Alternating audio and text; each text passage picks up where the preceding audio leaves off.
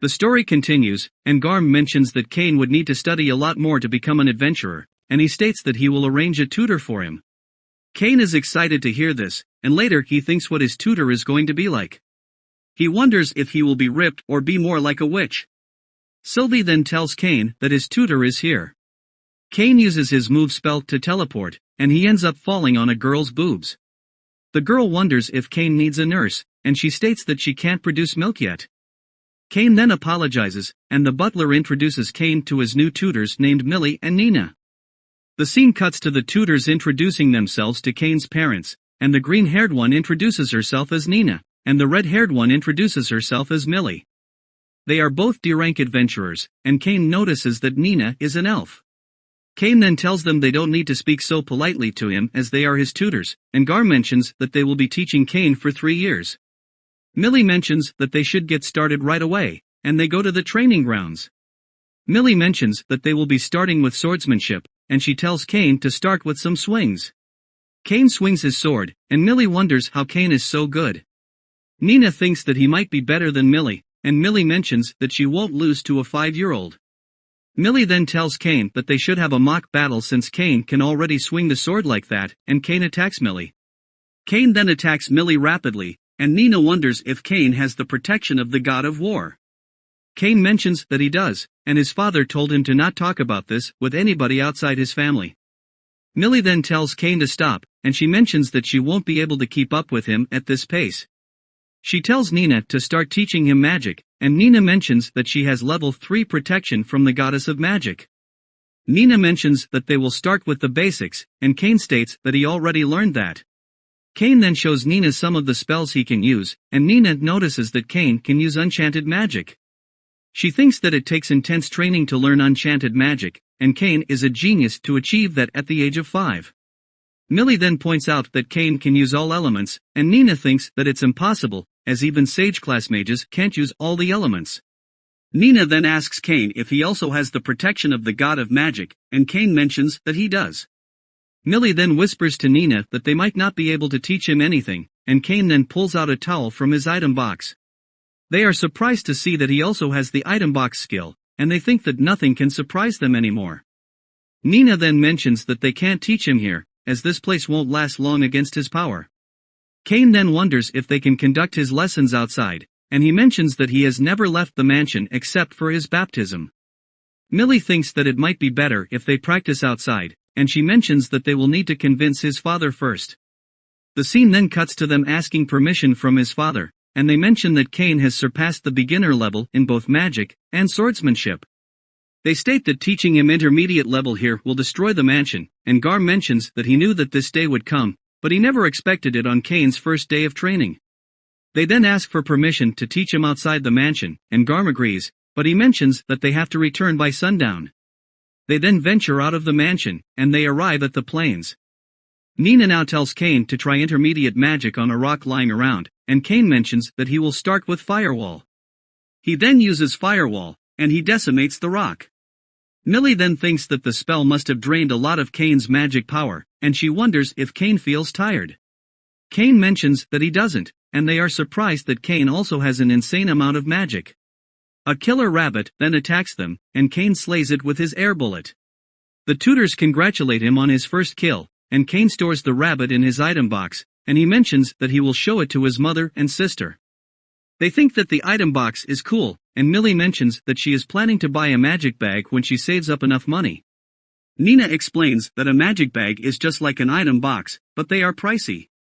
Millie then mentions that they should hunt some more monsters, and she asks Nina to use her search magic to find the monsters. Nina uses her search magic to find a few killer rabbits ahead of them, and Cain then asks her how she used that magic. Nina mentions that she spread around her own magic in a thin layer, and Cain then tries using it. Cain manages to use the magic, and he locates 4 killer rabbits ahead of them. Nina is surprised that Cain also managed to find their specific number, and they then slay the killer rabbits. One of them goes into the forest, and Nina tells Cain to not venture there as that forest is inhabited by dangerous monsters. She mentions that the monsters in that forest stage an outbreak on the city every decade, and they tell Cain to become a strong adventurer so he can protect the city when the time comes. Cain agrees, and the scene cuts to Cain at his house, and he notices that he has leveled up to level 8. He thinks that this is abnormal, and he notices that he has an ability which allows him to gain experience points 100 times faster, and he thinks that if people find out about this then he will be executed. The next day they go to the guild, and Millie mentions that since Cain is stronger now he can fight stronger monsters, and they can get some info on the monsters from the guild. Millie then talks to the receptionist Rudy, and she asks her if there is anything stronger than killer rabbits in the area. Rudy mentions that she has gotten some reports about wolves, and Millie thinks that they will be perfect for Cain. Rudy then asks Cain how old he is, and Nina tells her that he is the son of the domain lord. Rudy then apologizes for her rude behavior, and they both introduce themselves, and Cain tells her that he is 5 years old. A C-rank adventurer Cross then bullies Nina and Millie, and he asks them to pour him some drinks. They refuse to do so, and he mentions that they are D-rank adventurers, and they should listen to a C-ranker. Cross then tries to be forceful, and a few of his men also joins him. Cain then tells Cross that he needs to train, and he asks Cross to not interfere with him. Cross doesn't listen, and Cain attacks him with a chop, and he knocks him down. Cross then draws a blade, and Cain dodges all of his attacks. Cain then kicks him out of the guild, and he also takes out his lackeys. Nina then thanks Cain for protecting them, and Millie can't believe that Cain can also use martial arts. They then head to the forest and Cain practices magic. 3 years then pass by, and Sylvie mentions that both of his tutors have declined to extend the duration of their contract. Cain then wonders if he can do something to thank them, and he remembers that they wanted some magic bags. At night Cain goes to the forest and he hunts a bloody ogre, and an earth dragon with fire magic to get the materials he needs for the magic bags. A soldier notices the fire magic from the city walls, and he sounds the alarm, and the army marches out to the forest. Cain then uses move to return to the mansion, and he accidentally leaves his towel behind. Garm and the soldiers then arrive at the scene, and they notice a crater there, but there isn't a single monster. Garm then notices Cain's towel in the crater, and the scene cuts to Cain fighting a pack of wolves. Millie thinks that Cain has gotten stronger, and Nina mentions that it's a little sad that they have to say goodbye today. Cain then states that he is done, and Millie tells him that he has done great for the past 3 years. Cain thanks them for their guidance, and he gives them the magical bags as a thank you gift.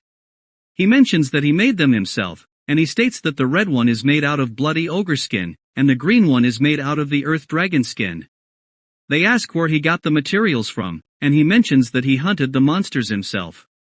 Millie then mentions that it normally takes an entire party of A-rank adventurers to take down those monsters, and she can't believe that an 8-year-old did it alone.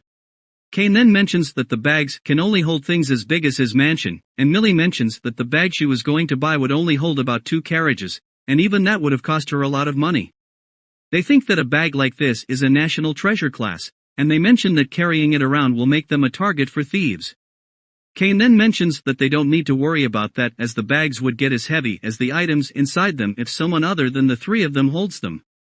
They then mention that this would make the bags even beyond national treasure class, and they ask Cain if he is sure that they can have them. Cain mentions that he is, and they then kiss him on the cheek to thank him. They then mention that Cain can look for them if he ever needs their help, and they say their goodbyes. Later Cain's father comes to his room, and he mentions that he found his towel in the forest. He asks him to explain himself, and Cain mentions that he used intermediate magic to fight a earth dragon and a bloody ogre. Garm then tells Cain that he needs to know his limits, as he is just an 8-year-old, and the scolding continues for a while. Thanks for watching part 1, the rest of the parts will be on my channel.